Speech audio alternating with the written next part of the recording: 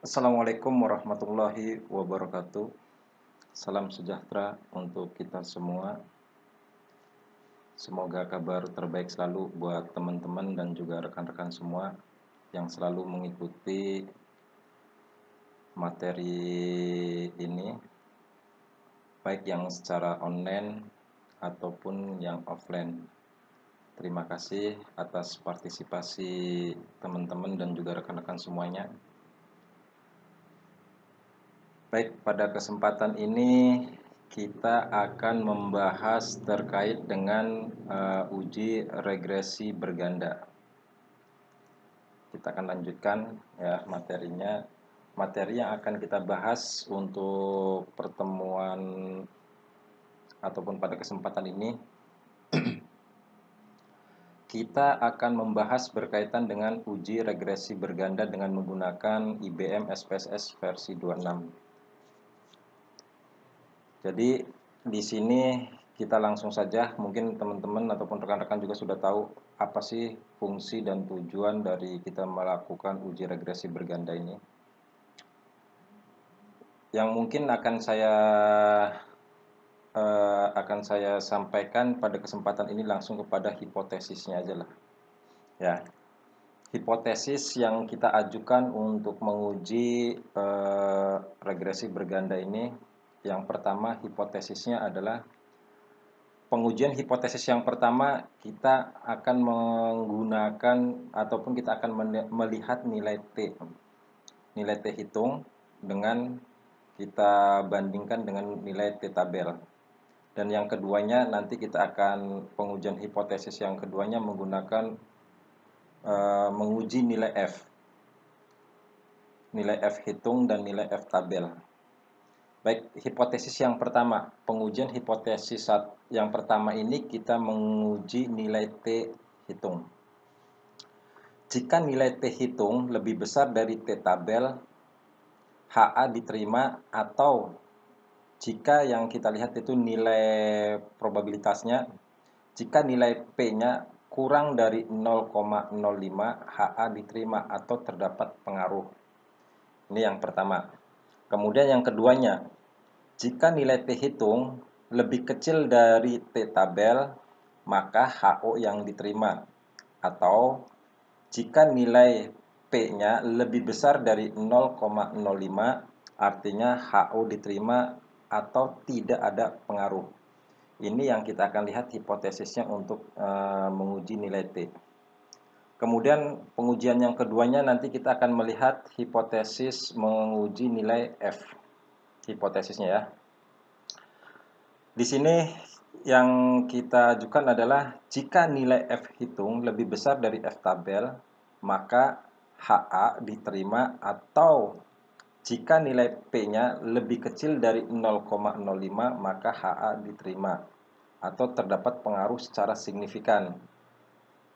Kemudian yang kedua, jika nilai F hitung lebih kecil dari F tabel, maka yang akan diterima HO. Atau jika nilai P-nya lebih besar daripada 0,05, HO diterima, artinya tidak ada pengaruh. Ini yang akan kita lihat nanti hipotesis untuk uji T dan uji F. Untuk mempersingkat waktu, kita langsung bagaimana kita menganalisis data ataupun mengolah data ini dari data yang kita sudah ada, kemudian kita olah dengan menggunakan SPSS versi 26. Baik, kita masih menggunakan data yang kemarin ya. Untuk melihat data regresi ini, kita masih memiliki 3 variabel. Yang pertama variabel kinerja, gaya kepemimpinan, dan motivasi kerja. Ini nanti data ini yang akan kita olah. Kemudian observasinya sebanyak 40 sampel ya dari 3 variabel ini. Langkah yang pertama yang akan kita lakukan adalah kita mengcopy dulu ini. Kita copy data-data ini. Kemudian setelah kita copy, lalu kita masukkan ke program SPSS-nya. Kemudian kita paste, akan tampil tampilan awal di data view seperti ini.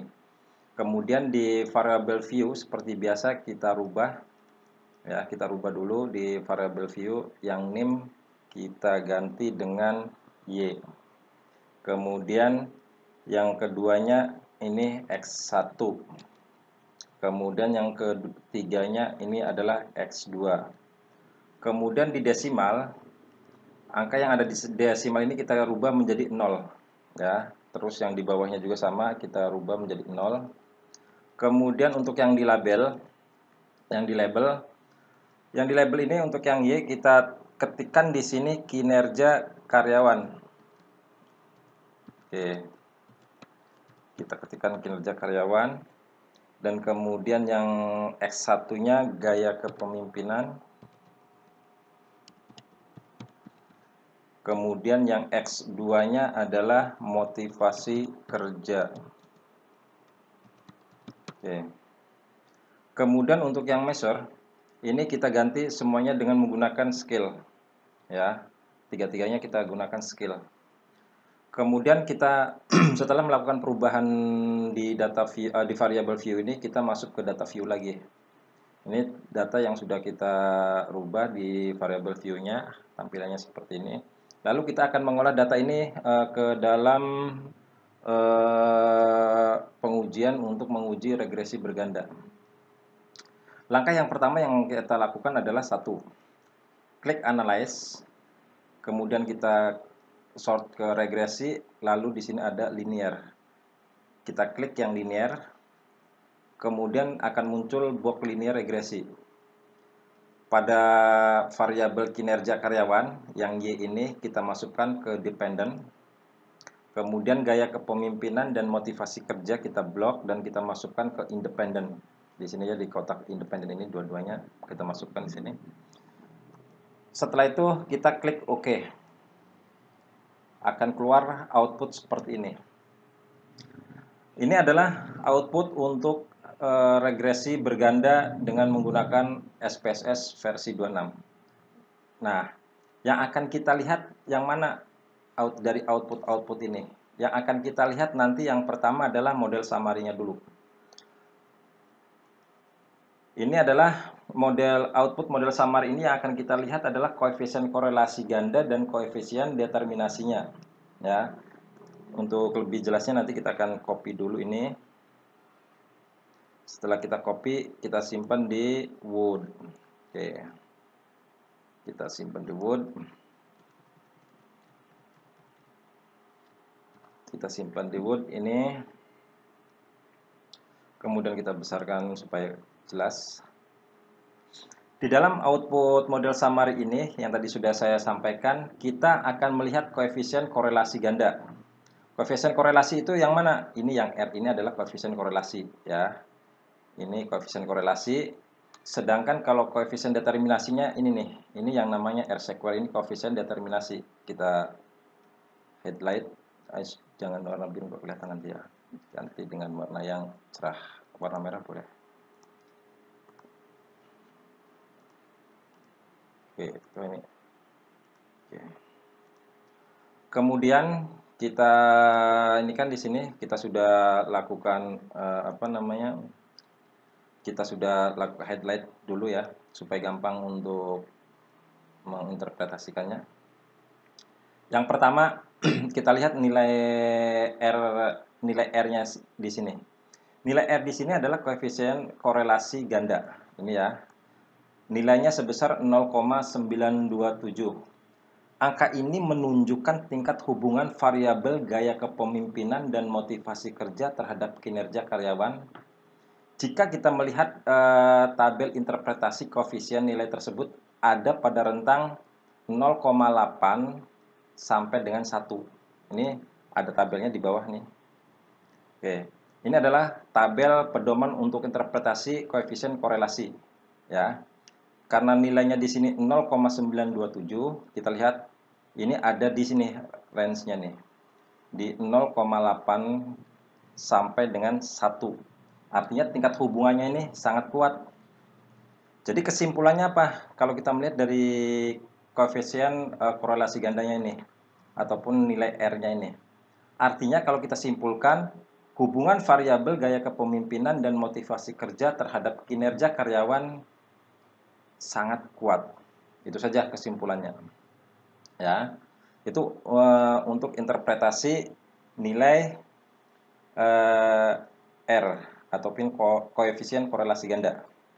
Kemudian yang keduanya yang akan kita lihat adalah nilai koefisien determinasi ataupun R square-nya ini.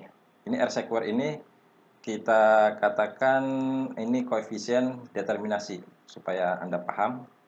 Berapa sih nilainya? Di sini nilainya 0,858. Atau kalau kita buat persentasenya ini, nilai ini sebesar 85,8%. Artinya, variabel gaya kepemimpinan dan motivasi kerja secara bersama-sama berpengaruh terhadap kinerja karyawan sebesar 85,8%.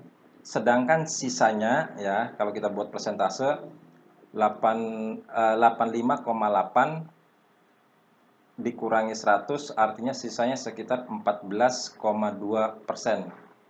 Nah, sedangkan saya lanjutkan lagi, sedangkan sisanya 14,2% dipengaruhi oleh variabel lain di luar variabel yang diteliti. Jadi itu kesimpulannya untuk melihat dengan melihat output model samar ini untuk R square. Ya. Jadi ini persentasenya 85,8%. Itu ya. Kemudian output yang keduanya kita akan melihat persamaan. Oke, kita masuk lagi. Kita akan lihat nilai koefisiennya. Kita lihat di outputnya dulu. Di sini ya. Ini kita lihat yang koefisiennya dulu. Di sini. Nilai koefisiennya kita copy. Lalu kita paste di Word di sini ya. Nih, yang akan kita lihat nilai koefisiennya di sini. Nilai koefisiennya, yang pertama kita akan melihat persamaannya dulu. Yang kita akan lihat persamaannya di sini. Biasanya persamaan itu ini kan konstan plus B1 X1, saya ulangi, persamaannya biasanya konstan plus B1 X1 plus B2 X2 itu untuk persamaannya. Ya.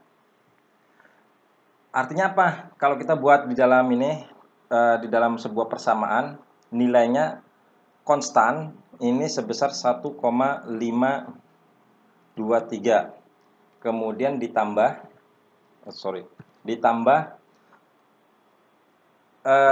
B1 X1-nya itu adalah gaya kepemimpinan. Nilai dari gaya kepemimpinan adalah sebesar 0,167. Kemudian ditambah plus B2X2.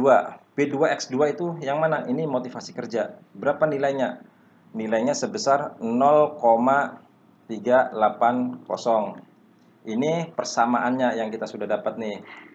Ini sama Y sama dengan konstan. Ini konstan, ini nilai konstan. Kemudian B1X1-nya ini adalah gaya kepemimpinan. Kemudian B2X2-nya ini adalah motivasi kerja. Ini persamaannya, nilai kita masukkan langsung ke dalam sebuah persamaan. Ini persamaannya. Baik, kita akan membaca ataupun menginterpretasikan dari nilai persamaan ini. Oke. Konstan, ini nilai konstan ini sebesar 1,523, artinya artinya jika gaya kepemimpinan X1 ya, jika gaya kepemimpinan X1 dan motivasi kerja yang X2 ini nilainya adalah 0, maka kinerja karyawan nilainya adalah 1,523. Itu kalau kita mau menginterpretasikannya. Kemudian yang kedua, kita interpretasikan untuk yang gaya kepemimpinan. Nilainya 0,167. Ini interpretasinya. Koefisien regresi variabel gaya kepemimpinan ini sebesar 0,167. Artinya, jika variabel independen lainnya nilainya tetap dan gaya kepemimpinan mengalami kenaikan satu satuan, maka kinerja karyawan akan mengalami kenaikan sebesar 0,167. Semakin naik gaya kepemimpinan, maka kinerja karyawan akan meningkat. Itu untuk interpretasinya. Kemudian yang ketiga. Yang ketiga kaitannya dengan motivasi kerja yang nilainya sebesar 0,38. Ini kita interpretasikan langsung. Jika variabel independen lainnya nilainya tetap dan motivasi mengalami kenaikan satu satuan, maka kinerja akan mengalami peningkatan sebesar 0,380. Artinya koefisien bernilai positif, terjadi hubungan positif antara motivasi kerja dengan kinerja. Ini ya. Bagaimana kalau misalkan nilainya ini minus? Biasanya ada nilai minus di sini. Artinya kalaupun nilai minus ini ada hubungan, tapi hubungannya negatif. Catatan kalau misalkan di sini didapatkan nilainya min. Contoh saya tambahkan misalkan min di sini ya. Jika nilainya min di sini ataupun di sini nilainya min, salah satunya ya. Ini terjadi hubungan yang negatif. Bukan berarti ini tidak ada pengaruh karena ini persamaan, dan persamaannya pun nanti kalau misalkan di sini nilainya minus, berarti di sini nilainya juga harus minus di sini ya. Jadi persamaannya harus mengikuti nilai yang ada di sini. Gitu ya. Ini karena contoh kasusnya ini dalam perhitungan ini adalah nilainya plus ya, jadi tetap nilainya plus semuanya. Cuma catatan buat teman-teman dan rekan-rekan semuanya, jika koefisien bernilai negatif, ini artinya terjadi hubungan ataupun pengaruh negatif antara variabel X dan variabel Y. Dan bagaimana menginterpretasikannya? Menginterpretasikan seperti ini. Semakin naik nilai X, maka akan menurunkan nilai Y. Gitu ya. Saya ulangi lagi. Jika nilainya min, semakin naik nilai X, misalkan ini nilainya min, ya, maka akan menurunkan nilai Y. Gitu. Jadi akan menurunkan nilai Y-nya. Jadi semakin, kalau misalkan di sananya minus, itu catatan untuk kalau misalkan nilainya Y, itu untuk di dalam sebuah kesimpulannya. Kemudian langkah selanjutnya setelah kita melakukan menginterpretasikan dari sebuah persamaan yang ada di koefisien ini, langkah selanjutnya adalah kita melakukan pengujian dengan melihat nilai T hitung. Ini nilai T hitung nih. Kita buat warna merah. Oke. Ini adalah nilai T hitung yang akan kita lihat, yang akan kita uji. Yang akan kita uji, kita lihat dulu dari hipotesisnya. Jika nilai T hitung lebih besar dari T tabel, HA diterima. Ataupun jika nilai signifikansinya kurang dari 0,05, HA diterima ataupun terdapat pengaruh. Kalau kita melihat dari nilai signifikansinya di sini, kalau nilainya 0,0000 ini baik variabel gaya kepemimpinan maupun variabel motivasi kerja, kalau saya bisa katakan ini sudah pasti berpengaruh karena nilai signifikasinya di bawah 0,005 ya. Cuma untuk memastikannya kita nanti lihat dari nilai T tabelnya ya. Ini nilai T hitungnya nanti kita akan lihat dengan menggunakan nilai T, kita bandingkan dengan nilai T tabel. Baik, dari output ini kita bisa melihat berapa besaran variabel nilai T hitung untuk gaya kepemimpinan. Nilai T hitung dari gaya kepemimpinan ini sebesar 0,712. Sorry, saya ulangi lagi. Gaya kepemimpinan nilainya 4,712. Kemudian untuk motivasi kerja nilainya sebesar 7,733. Ini nilai T hitungnya. Oke. Kita lihat, kita ini kan untuk T tabel, T hitungnya, T hitung untuk gaya kepemimpinan ini sama dengan 4,712. Kemudian T hitung untuk motivasi kerja ini sebesar 7,733. Oke, kita sudah dapatkan. Nah, sekarang bagaimana kita cara mencari nilai T hitung? Oke, sedikit saya akan memberikan gambaran ke teman-teman terkait dengan bagaimana kita melakukan perhitungan dengan menggunakan T hitung. Di sini ada rumus yang nanti akan kita gunakan. Ini rumus untuk mencari T hitung. Untuk mencari T tabel gitu ya. N min K. Ya, N min K. Di sini kita jabarkan jika menggunakan rumus ini, N adalah total observasi dan K adalah jumlah variabel bebas dan variabel terikatnya.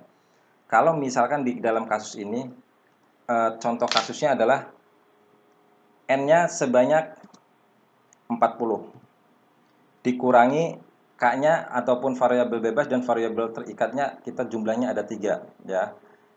Y ada 1, X ada 2, jadi 3 sama dengan 3. Min 3 sama dengan 37. Ini. Itu yang pertama.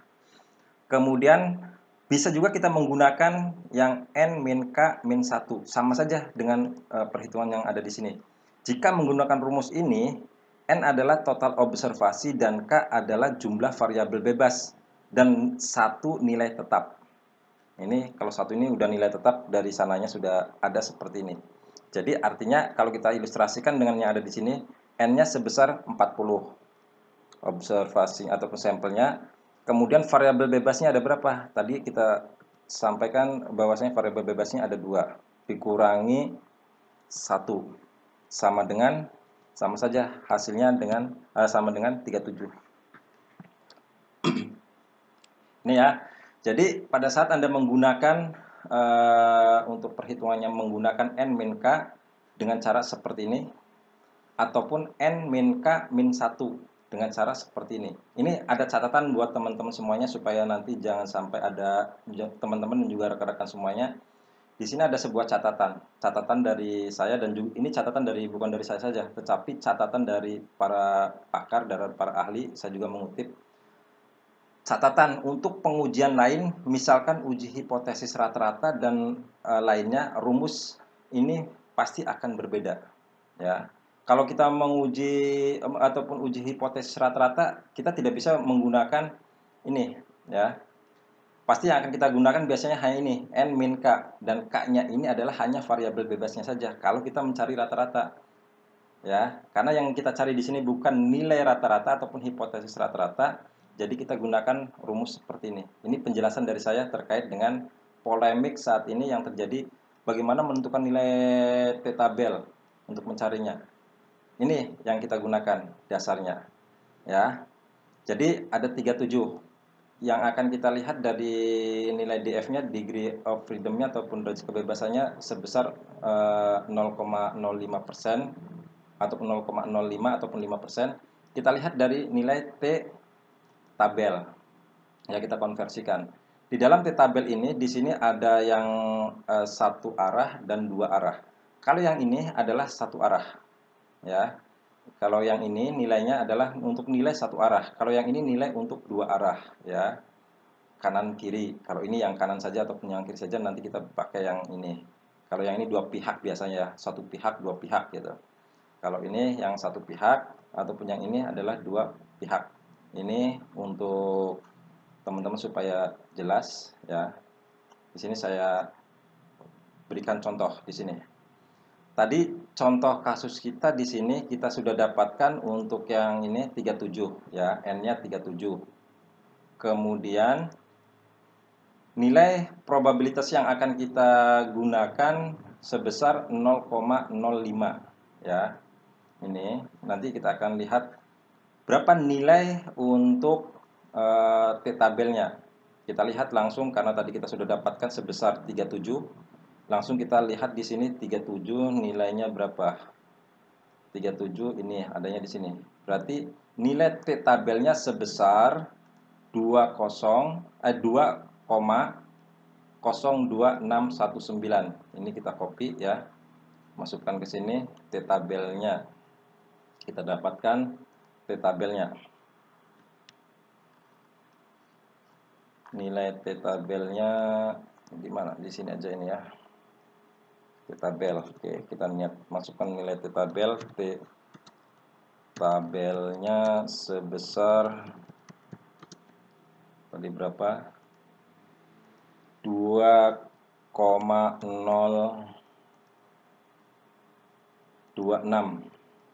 Oke, kita ambil 3 di belakang koma aja. Oke ya. Ini nilai T tabelnya sebesar 2,026. Oke. Ini sudah jelas ya. Kita masuk lagi ke sini. Kita masukkan di sini. Jika kita sudah mendapatkan nilai T tabelnya, berarti kita sudah bisa membuat hipotesis nih. Hipotesis bisa kita jelaskan seperti ini. Dari output tersebut, dari output ini, ya, dari output yang kita dapatkan dari output SPSS ini, nilai gaya kepemimpinan, di mana nilai untuk T hitungnya sebesar 4,712 dan nilai T tabelnya sebesar 2,026. Ini ya. Dengan nilai signifikansinya sebesar 0,000 ya. Artinya kurang dari 0,05. Maka dapat disimpulkan artinya menerima hipotesis pertama terdapat pengaruh gaya kepemimpinan terhadap kinerja. Ini hipotesis yang pertama sudah kita terima nih. Jadi ada pengaruh. Kemudian yang keduanya, dari output tersebut untuk variabel motivasi ya, ini variabel motivasi dengan nilai untuk nilai T hitungnya sebesar 7,733 dan T tabelnya sebesar 2,026, artinya T hitung lebih besar daripada T tabel, artinya terdapat pengaruh motivasi kerja terdapat pengaruh motivasi kerja terhadap kinerja karyawan. Jadi dua-duanya baik yang gaya kepemimpinan berpengaruh terhadap kinerja karyawan, motivasi kerja juga berpengaruh terhadap kinerja karyawan. Itu kalau kita melihat dari T hitung dan T tabel dan juga nilai dari nilai signifikansinya. Nah, pertanyaannya ada muncul lagi. Pak, bagaimana seandainya ada satu pertanyaan dari mahasiswa yang pernah saya dapatkan? Seandainya di sini nilainya min, ya, didapatkan nilainya min di sini nih. Misalkan di sini min 4,712. Nilai signifikansinya signifikan di sininya. Ini ada pengaruh atau tidak? Ya, betul. Ini ada pengaruh. Cuma pengaruhnya ini negatif. Ya, terdapat pengaruh negatif sebesar 4,712. Jadi bukan pengaruh positif. Kalau pengaruh positif yang ini, kalau ini ada pengaruh. Karena apa? Nilai T hitungnya, ya, nilai T hitungnya lebih besar daripada T tabel. Cuma nilainya di sini negatif. Itu ya. Jadi ada pengaruh negatif ini. Jadi jangan dibilang nanti di sini tidak ada pengaruh, itu salah. Ini ada pengaruh, tetapi pengaruhnya negatif. Jelas ya? Oke. Selanjutnya kita akan, oh ya, sedikit saya akan memberikan ilustrasi jika Anda nanti bingung dalam menentukan nilai, ya, nilai untuk di T tabel. Di sini saya memberikan contoh untuk nilai T tabel pada Excel sheet. Bagaimana kita akan mencari nilai T tabel? Contohnya seperti ini. Sama dengan ini sudah ada ilustrasinya di sini ya. Bagaimana kita mencari nilai T tabel pada Excel sheet? Sama dengan kita ketikkan tin F. Kemudian nilai tin F,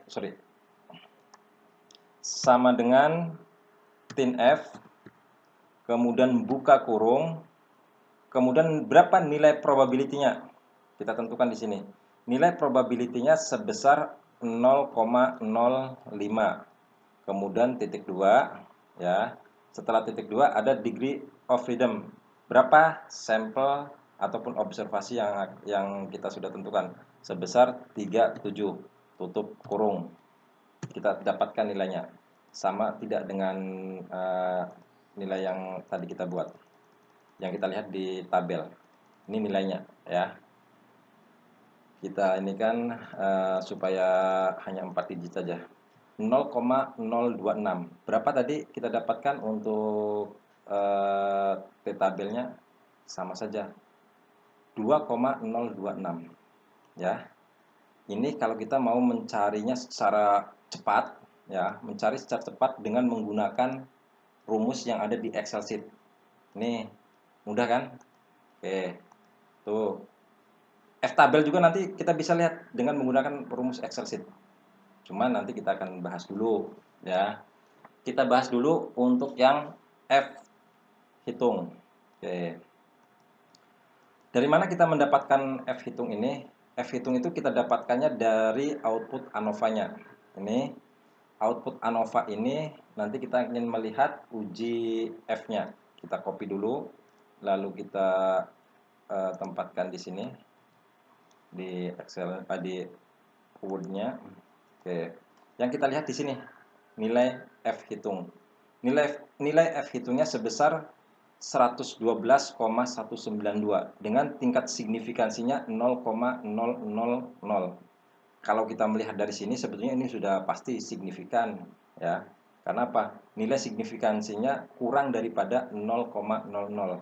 Dan saya yakin di sini nilai F hitungnya sudah tinggi. Pasti F tabelnya di bawah nilai ini. Cuma untuk membuktikannya bagaimana kita melihat untuk cara menghitung untuk menentukan nilai F tabel. Untuk menentukan nilai F tabel di sini, untuk mencari nilai F tabel caranya dengan cara N min K min 1. N-nya ini berapa? Kita dapatkan N-nya di tadi kita dapatkannya N-nya ini sebesar 40 ya. N-nya 40 dikurangi variabel bebas. Kalau di sini kita bicaranya variabel, hanya yang akan kita lihat variabel bebasnya aja. Variabel bebasnya 2 dikurangi 1 sama dengan berarti 37. Ini untuk mencari F tabel. Ya. Kemudian kita masuk ke F tabelnya di sini. Kita masuk ke F tabelnya. Di sini ada derajat of freedom dan kemudian ada numerator, ya. Di sini kita melihat berapa banyak kalau kita di sini di bagian ini berapa jumlah untuk variabel bebasnya, ya.